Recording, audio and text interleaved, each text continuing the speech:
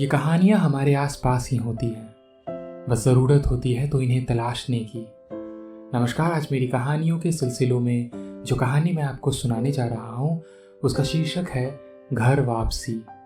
भाई चुपचाप बैठे हो, क्या हुआ? आज काम में मन नहीं लग रहा है क्या?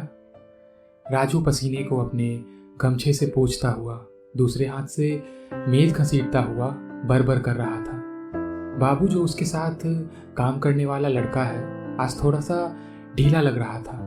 राजू उसी से काफ़ी देर से ये बातें कर रहा था।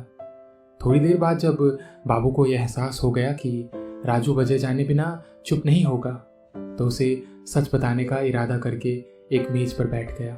अब वो बरबराते राजू को देखते हुए उसी की ओर देखता हुआ उसके चुप होने और अपनी व्यथा को सुने जाने का इंतज़ार करने लगा।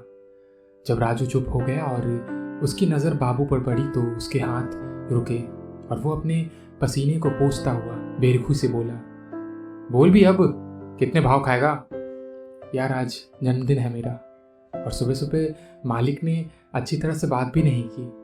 बाबू बहुत रुआसा होकर बोला।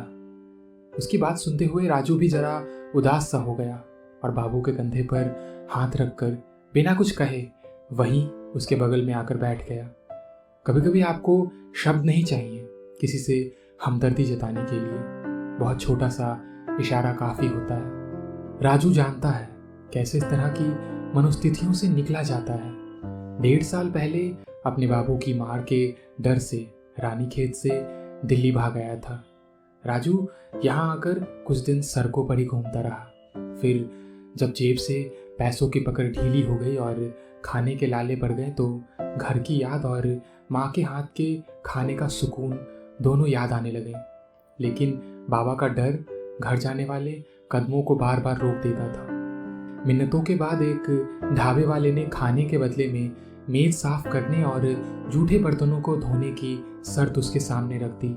राजू ने काम पकड़ लिया। कभी कभी थोड़ी बहुत रकम भी उसको पकड़ा देता था दुकान का मालिक। बाबू 6 महीने पहले ही दिल्ली आया था। दरअसल उसकी भी कुछ ऐसी ही कहानी थी, तो राजू से मित्रता होना लाजमी था। वो उम्र में कुछ छोटा था राजू से, दुखों को भी कम देखा था उसने। बस नए जोश में ही घर से भागने का कीड़ा लगा था उसको। माँ का दुलारा था वो अपनी। एक दिन उसके मन की नहीं हुई और उसी बात को मन में दबाए चल निकला घर से। ज़्यादा कुछ देखा सुना नहीं था। हाँ, दिल्ली का नाम सुन रखा था तो चल पड़ा उसी की ओर। यहाँ राजू ने ही उसे अपने साथ काम पर लगाया था।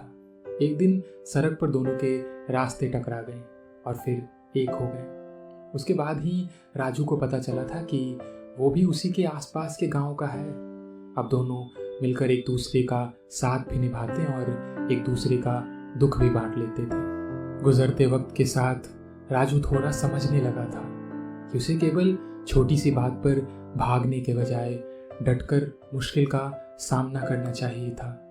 कितना नासमझ था वो। घर में सब लोग कितने परेशान हो रहे होंगे, ये बात सोच सोच कर खुद भी परेशान हो जाया करता। मगर अब घर की मार के बहाने ने शर्म की शक्ल बना ली थी। अरे यार, अब घर गया तो लोग क्या कहेंगे? आसपास के लोग नाम रखेंगे, माँ बाबा परेशान होंगे सो अलग। फिर ख्याल आता, अरे झेल लेंगे यार, एक बार की ही तो बात है, मार ही पड़ेगी, सह लेंगे, कम से कम अच्छे बिस्तर पर तो सो पाएंगे। ओ छोकरो, मेज पर ही बैठे रहोगे? काम करने कोई तुम्हारे घर से आएगा क्या? मालिक की कड़क आवाज ने दोनों का ध्यान तोड़ा। राजू का मन आज काम में उतना ही लगा जितना मालिक की मार और जिल्लत से बचे जाने के लिए जरूरी था। इसी बीच राजू ने तय किया कि वो बाजार से बाबू के लिए उसके जन्मदिन पर कुछ लेगा। शाम को मालिक ने कुछ पैसे देकर राजू को सौदा लेने बाबू के साथ बाजार भेजा। राजू सौदे की दुकान के बाहर लगी लाइन के छटने का इंतजार करने लगा और बाहर लगी बस को देखने लगा। सामने बस पर लिखा बिहार परिवहन निगम और मुजफ्फरपुर डिपो आज कुछ ज़्यादा ही आकर्षक लगने लगा। दुकान पर भीड़ अब भी कम नहीं हुई थी। दोनों उत्सुकता बस उस ओर बढ़ चले, ये जानते हुए कि ये बस उनके गांव तक जाती है। कंडक्टर गाड़ी के 5 मिनट रह जाने पर चिल्ला चिल्ला कर लोगों को बता रहा था। इस बीच दोनों गाड़ी के पास पहुंचे और आंखों ही आंखों में दोनों के बीच बातें हो गईं। दोनों बस में चढ़ गए, जगह देखकर बैठ भी गए। राजू ने सौदे के पैसे 2 मुजफ्फरपुर कहते हुए कंडक्टर की तरफ बढ़ा दिए। बस ने अपनी रफ्तार पकड़ ली। राजू खिड़की से बाहर देखने लगा और बाबू उसके कंधे पर सो गया। आज 2 परिंदे शहर की गुलामी से आज़ाद होकर वापस अपने घर जा रहे थे। तो ये थी मेरी आज की कहानी, घर वापसी। आगे सुनते रहें मेरी कहानियाँ और मोहब्बत बनाए रखें। शुक्रिया।